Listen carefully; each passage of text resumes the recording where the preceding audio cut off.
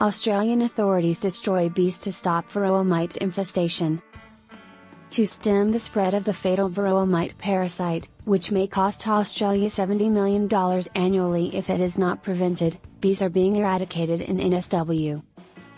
The Department of Primary Industries, DPI, has issued an emergency order that prohibits the transport of bees anywhere in the state, although some hives will also be destroyed.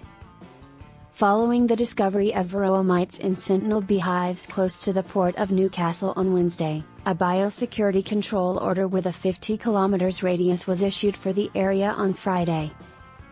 In addition to eradicating hives inside a 10-km emergency zone, bees at a site near Trangie in the central west will also be euthanized due to possible contamination. Due to its location in the 10-km zone, a tiny beekeeping business called Urban Hum in the center of Newcastle will lose all 90 of its hives. Letting go of our bees is currently the most effective method to safeguard the Australian honeybee business.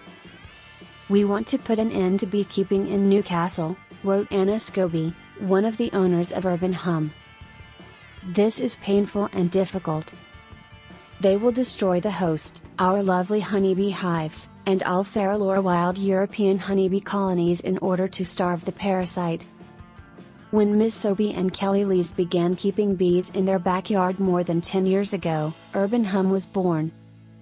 It quickly became a well-liked neighborhood business among local residents and schoolchildren. While Ms. Sobey stated that she would have honey to sell at the Olive Tree Market the next month, she did not know what was ahead.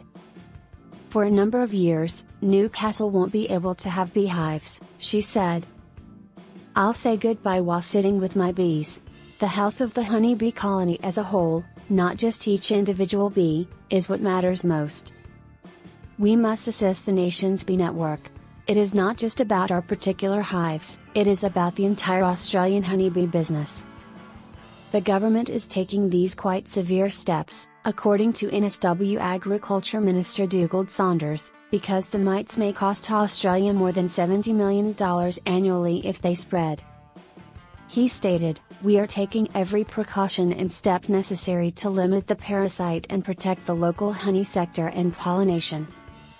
If the varroa mite establishes in the state, it will have catastrophic effects. The world's most dangerous pest for honeybees, the varroa mite, is absent from Australia, the only significant honey-producing nation. We're collaborating with organizations and stakeholders in the apiary industry to make sure beekeepers are knowledgeable and capable of continuing to support us in this crucial response." On Monday, containment and control operations will take place close to Trangie, where the bees will be put down and their hives will be destroyed. Even though no varroa mites were discovered at the property, Mr. Saunders explained that due to the potential harm the parasites could do, precautions were being taken.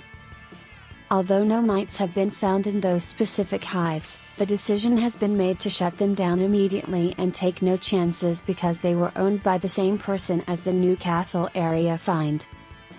It's a message to all beekeepers, both hobbyists and professionals, that they are needed to help monitor the situation and ensure that the varroa mite doesn't spread throughout the state.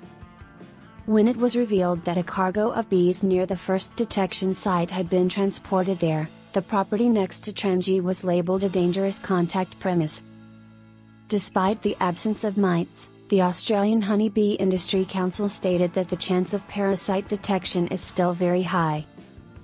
Beekeepers in that area still need to report the locations of their hives to the DPI because a 50-km biosecurity zone still surrounds the Port of Newcastle. Along with the 10 km emergency zone, there is still an active 25 km surveillance zone surrounding the facility. The most dangerous pest to honeybees on the planet is the varroa mite. Colonies are weakened and killed while viruses are spread. These little reddish-brown parasites are visible to the human eye. Thanks for watching. Please consider subscribing to the channel.